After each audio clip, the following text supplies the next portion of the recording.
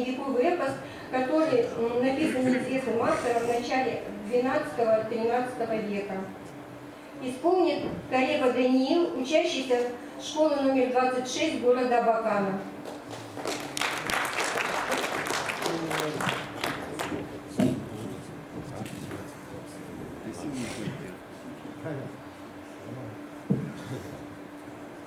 Всем доброе утро. Вообще этот эпос германский написан на древненемецком, но я его буду читать на литературном, современном немецком языке. Хочу вкратце рассказать, о чем там будет. Это песня о красавице Кринхильд, которая встречает своего возлюбленного богатыря немецкого Зигфрида, и Кринхильд снится сон о том, что Зигфрида убивают. Она рассказывает об этом матери, и в конце концов, когда Зигфрида все-таки убивают, Кринхильд всю оставшуюся песню мстит тем, кто его убил. Можно, пожалуйста, музыку?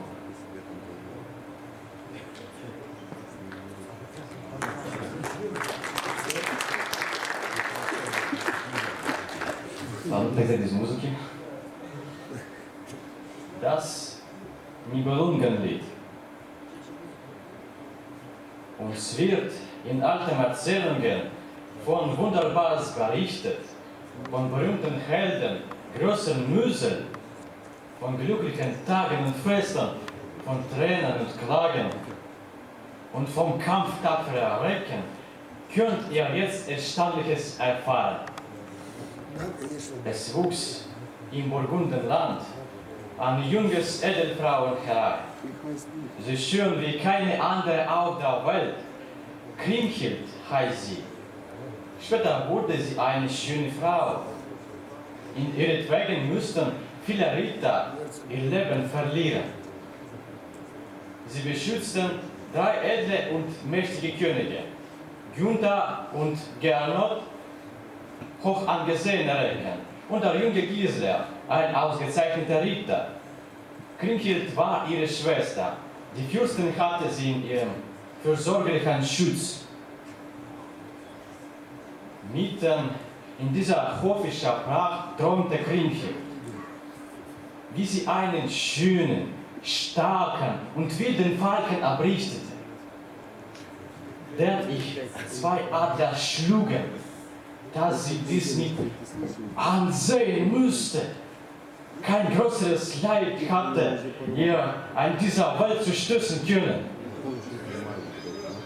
Den Traum erzählte sie ihrer Mutter Ute.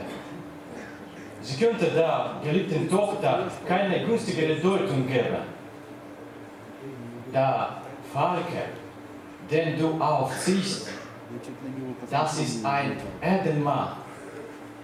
Wenn Gott dich nicht beschützt, wirst du ihn schnell verlieren müssen. Was redet ihr mir von einem Mann, liebste Mutter? Auf die Liebe eines Reichen will ich immer verzichten. Ich will das schon bis an meinen Tod bleiben, sodass ich von der Liebe eines Mannes niemals Leid erfahren werde.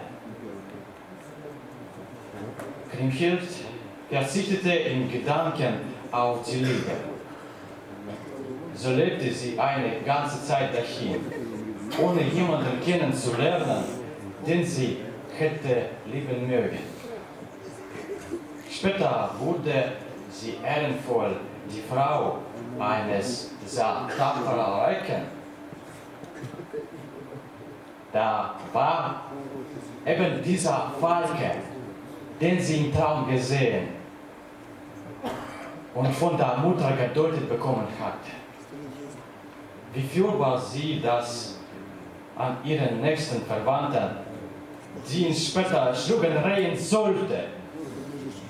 Wegen seines Todes allein mussten die Söhne sehr viele Mütter sterben.